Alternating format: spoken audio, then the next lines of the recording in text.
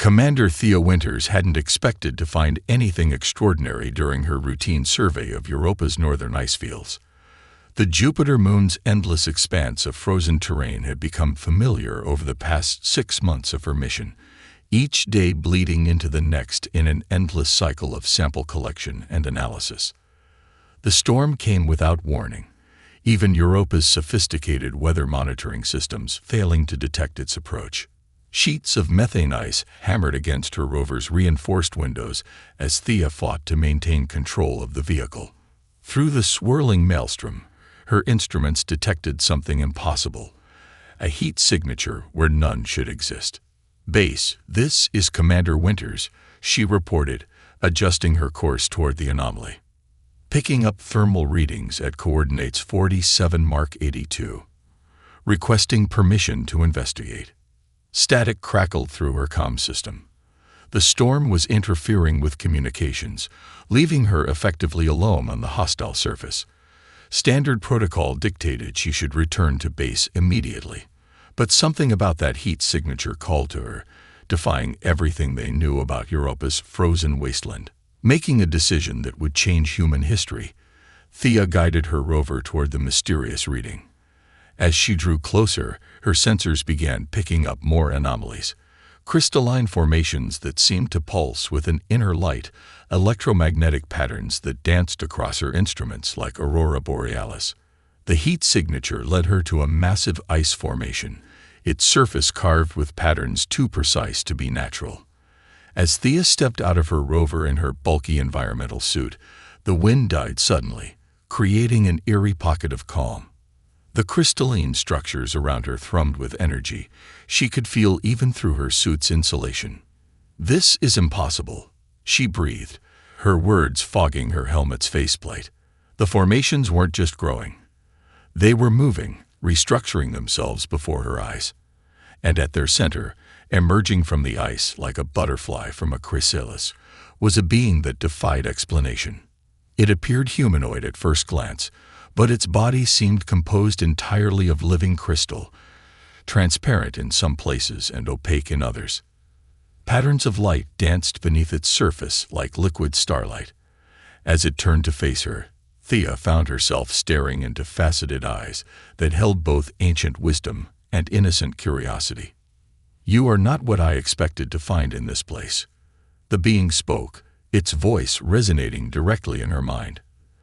The words carried undertones of surprise and what seemed like amusement, though perhaps I should not be surprised. Humans have a habit of appearing where they are least expected. Thea's scientific training warred with the impossible reality before her. "I'm Commander Thea Winters of the Europa Research Station.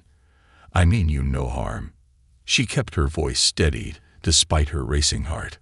The crystalline being inclined its head in what might have been a nod. "I am Nixus, though that name holds little meaning here." Its form shifted slightly, crystals realigning themselves in hypnotic patterns. "I must admit, I find it fascinating that of all the species who might have found me, it was a human who broke my solitude." "Found you?" Thea took a careful step forward, her boots crunching in the ice. "Were you hiding here?" A sound like wind through crystal chimes emanated from Nixus. Laughter, Thea realized with startling clarity. In a manner of speaking. Though perhaps exile would be a more accurate term. The being's light patterns shifted to deeper, more somber hues. "My people believe that contact with other species will dilute our purity." I disagreed with this philosophy. Thea's mind raced with implications. An alien refugee, hidden on Europa of all places, with technology advanced enough to completely evade their detection systems. "Your people, there are more like you." "Many more," Nixus confirmed, "though none quite like me. I was considered problematic for my interest in other species." The being moved closer, its crystalline form casting prismatic patterns across the ice. "Particularly humans. Your kind fascinates me. So fragile in form, yet possessing such incredible adaptability and determination." Warning alarms began blaring from Thea's rover, cutting through the moment. The storm was intensifying, threatening to trap them both on the surface. "I need to get back to base," she said reluctantly. The storm will only get worse, Nixis finished. My presence here has begun to affect local weather patterns, a side effect I had not anticipated. The being seemed to hesitate, its crystal structure flickering with uncertainty. I could show you why, if you wish, though it would mean trusting me enough to follow where few humans have gone before. Thea looked between her rover and the mysterious being.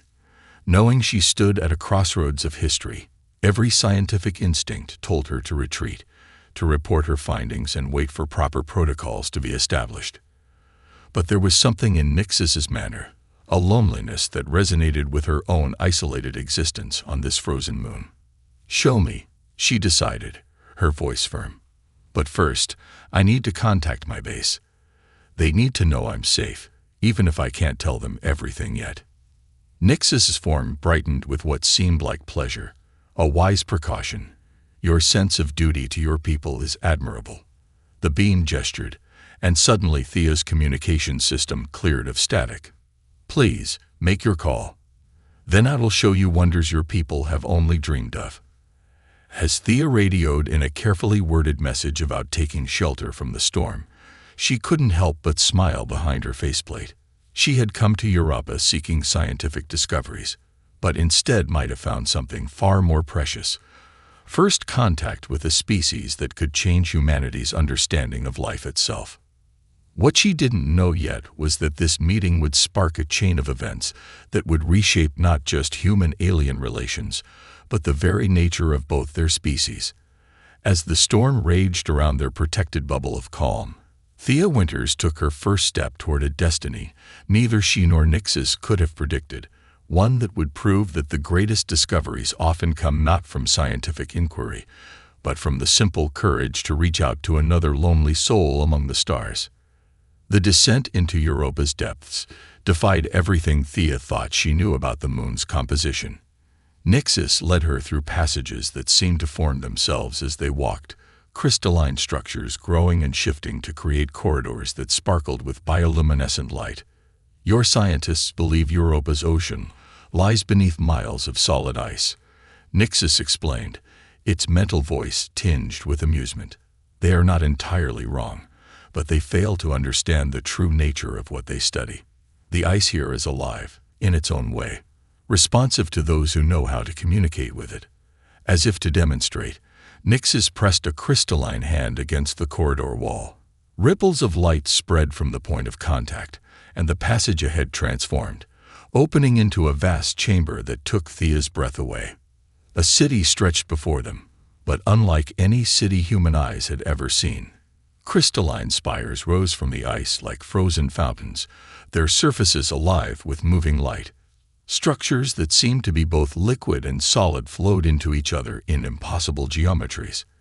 And everywhere, beings like Nixis moved about their business, their forms shifting and changing like living kaleidoscopes.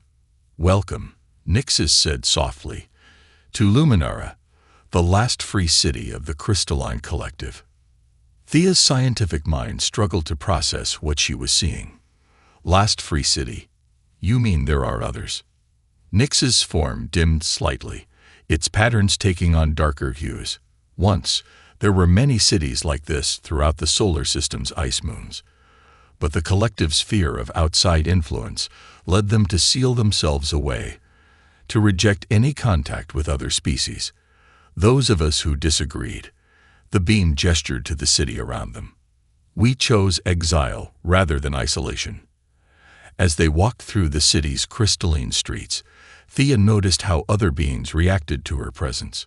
Some drew back, their forms flickering with what might have been fear or disgust. Others moved closer, their patterns brightening with obvious curiosity. You're the first human to ever see this place, Nixis explained. Many here have never encountered a non-crystalline being before. Your very existence challenges everything they've been taught about life in the universe. A smaller crystalline being, its form more fluid and less defined than the others, darted up to them. It swirled around Thea in excited circles, its surface reflecting her environmental suit in fractalized patterns.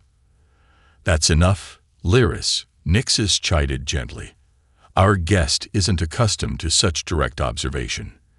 The young being, a child, Thea realized with startling clarity, reluctantly backed away, but not before projecting a burst of pure joy and curiosity that made Thea laugh despite herself.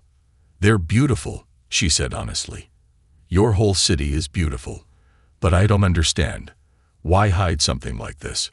Why not share it with others?" Nixis led her to what appeared to be a central gathering place, where crystalline beings merged and separated in what might have been their version of social interaction.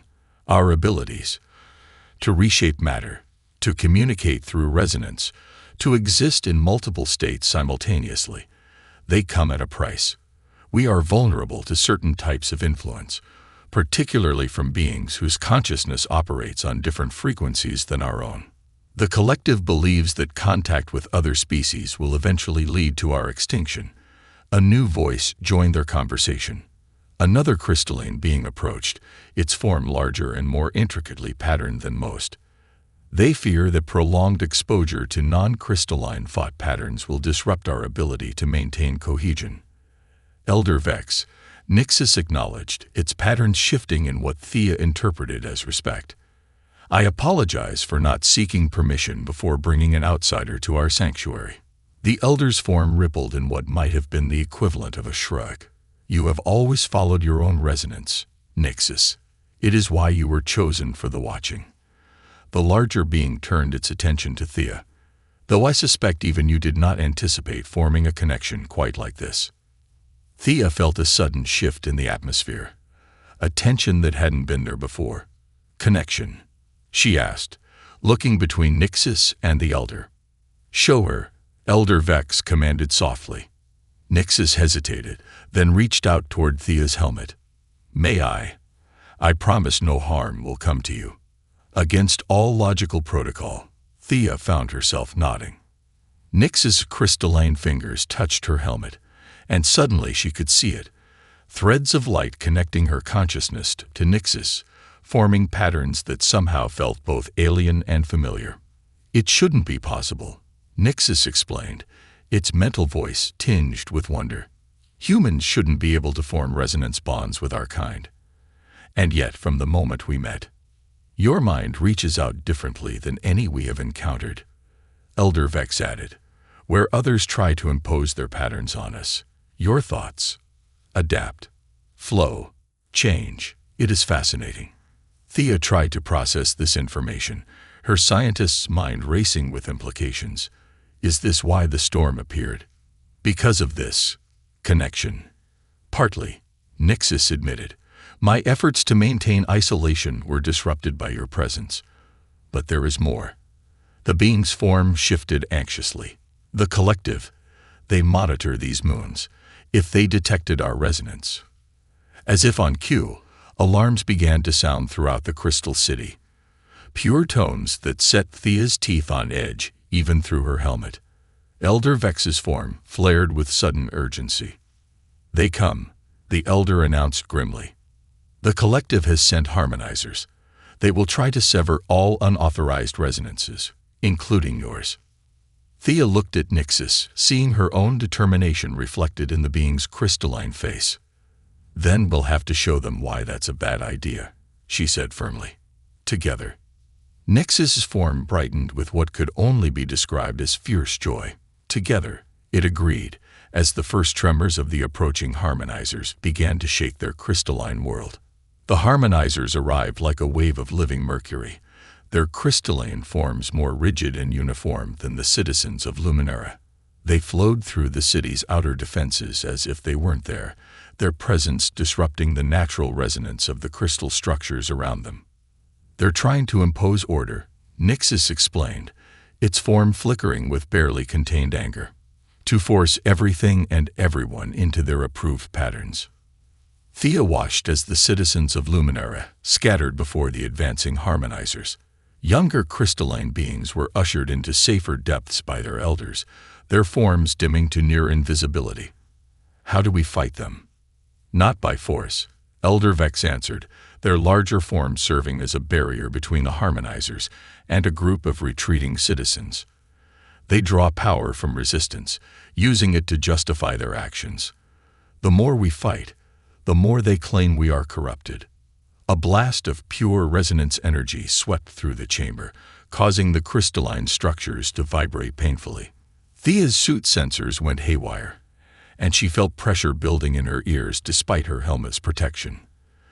"They're trying to sever your connection to Nixis," Elder Vex explained, their form straining against the harmonizing wave. "They believe human consciousness is contaminating our pure crystalline nature." Thea's mind raced, drawing on her scientific training. "Wait, consciousness, resonance, patterns." She turned to Nixis. "You said humans adapt differently. What if we use that?" Nixis's form brightened with sudden understanding, instead of resisting their harmonization. In the days following the harmonizer incident, Luminara transformed. The integration of the reformed harmonizers brought new perspectives and abilities to the Crystal City, while Thea's presence sparked a revolution in how the crystalline beings viewed interaction with other species. Thea stood in a newly created chamber, watching in fascination as Nixis demonstrated the extent of their strengthening bond. The crystalline being's form shifted and flowed, creating patterns that somehow matched the rhythms of her own thoughts. "The resonance between us," Nixis explained, its mental voice warm with excitement. "It's evolving, becoming something neither of our species has experienced before." Through their connection, Thea could feel the truth of those words. Her consciousness no longer simply adapted to crystalline patterns, it helped create new ones. Is this why the collective fears interaction with other species? Because it changes you so fundamentally? "Partly," Elder Vex answered, entering the chamber with several reformed harmonizers. "But what they truly fear is that they cannot control the nature of the change." The Elder's form rippled with amusement, though I doubt they ever imagined anything quite like this. One of the reformed harmonizers, who had taken the name Spark, moved forward to demonstrate. Its crystalline form began resonating with a pattern that seemed to bridge human and crystalline perception. "We are learning to see through both perspectives simultaneously. It is enlightening."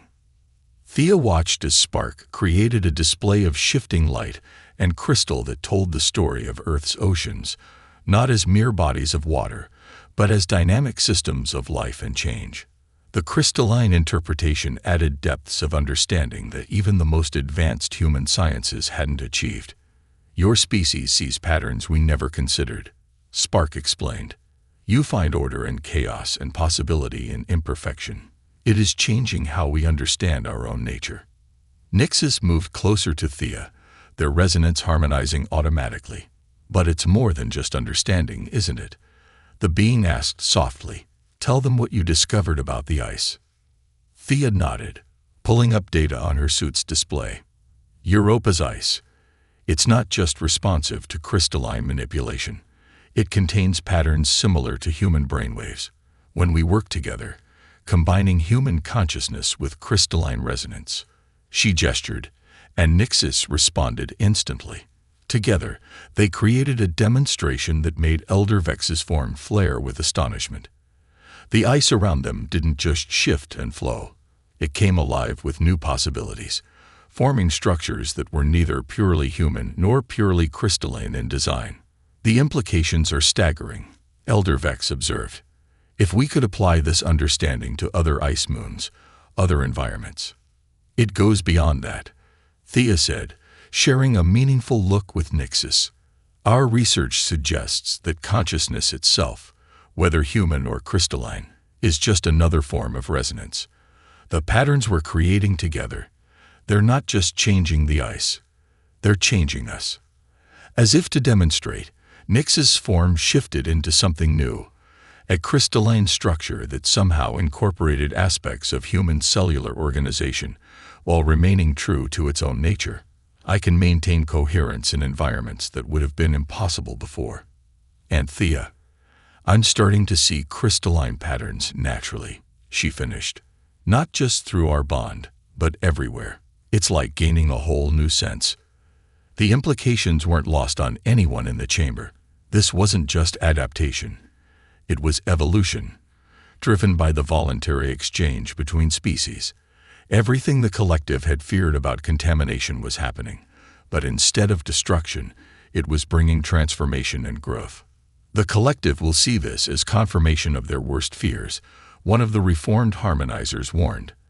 They will not allow such fundamental changes to spread. Then perhaps, Nixus suggested, its form brightening with purpose. It's time we stopped hiding. Time we showed them what humanity has taught us. That strength comes not from purity, but from embracing change. Thea felt a surge of pride and affection through their bond. My people will want to understand this too, she said. The implications for science, for exploration, for our understanding of consciousness itself. It will change both our species. Elder Vex noted gravely. Are your people ready for such transformation? Humanity has always dreamed of reaching for the stars, Thea replied with conviction. We've spent our history adapting, evolving, finding ways to survive and thrive in impossible conditions. This, she gestured to the beautiful chaos of crystalline patterns around them. This is just the next step. Through their bond, Nixus shared images of possibility. Human cities with crystalline technology integrated seamlessly into their structure, crystalline beings adapting to explore environments they never could have survived before, new forms of art and science born from the merger of their perspectives. The collective believes that change means loss, Nixus said softly. They cannot see that it also means gain. That in opening ourselves to new resonances, we become more than we ever could have been alone. As if in response to these words, the chamber around them began to sing. Crystalline structures resonating with frequencies that combined mathematical precision with human emotion. It was beautiful, unprecedented, and slightly terrifying in its implications. Well, Thea said, taking Nix's crystalline hand in her suited one, I suppose we should prepare for company. Something tells me neither of our species is going to be quite the same after this. The reformed harmonizers began to resonate in harmony with the chamber song, adding layers of complexity that made Thea's heart race with excitement. Through their bond, she felt Nixus's matching enthusiasm, and beneath it, something deeper, more personal. They were no longer just two individuals working together. They were becoming something new, something that proved that love and understanding could transcend even the boundaries between radically different forms of life. As the crystalline song reached a crescendo, Thea realized that this was what both their species had been waiting for, not just contact, but true connection. The collective's arrival eclipsed even the harmonizer's appearance in its grandeur. Massive crystalline ships emerged from Europa's ice, their forms so perfect they seemed to defy natural law. Within hours, Luminura was surrounded by forces that made their previous defenders look like mere fragments in comparison. They're not here just to stop us, Nixus observed, its form shifting with nervous energy as they watched from Luminura's central spire. They're here to make an example, to prove that their way is the only way. Thea stood beside her crystalline partner, their resonance bond humming with shared determination. The past week had transformed both of them in ways neither could have predicted. Through their connection, Thea could now perceive crystalline patterns naturally, while Nixus had developed an understanding of human emotion that went far beyond mere observation. Luminara, a voice boomed across all frequencies, both audible and crystalline. You have violated our most sacred laws. You have allowed your patterns to be corrupted by foreign resonance. Surrender the human and submit to purification, or face dissolution. Elder Vex moved to stand beside them, their form radiating authority. The collective forgets, they broadcast back, that our laws also speak of growth, of evolution, of finding new harmonies in the cosmic symphony. Through their bond, Thea felt Nix's pride and fear mingling with her own emotions. They had prepared for this moment, but facing the full might of the collective was still daunting. Around them, the reformed harmonizers took up positions, their forms reflecting both crystalline precision and human adaptability. Show them, Thea suggested softly, not just our defense, but what we've become, what we can all become. Nyxus's form brightened with understanding. Together, they began to resonate, creating patterns that were neither purely human nor purely crystalline. The reformed harmonizers joined in, followed by the citizens of Luminara. The song they created spoke of possibility, of evolution, of strength found in diversity. The collective responded with a wave of pure harmonizing energy meant to overwhelm and reform their patterns. But instead of fighting it, they adapted, incorporating the new frequencies into their symphony, transforming restriction into possibility. Impossible, the collective's voice wavered. These patterns, they defy all known laws of resonance. Only the laws you chose to accept. Thea broadcast back, her voice carrying through both traditional communications and crystalline frequencies. Life finds new patterns. That's what makes it life. To demonstrate, she and Nyxus initiated the transformation they had discovered together.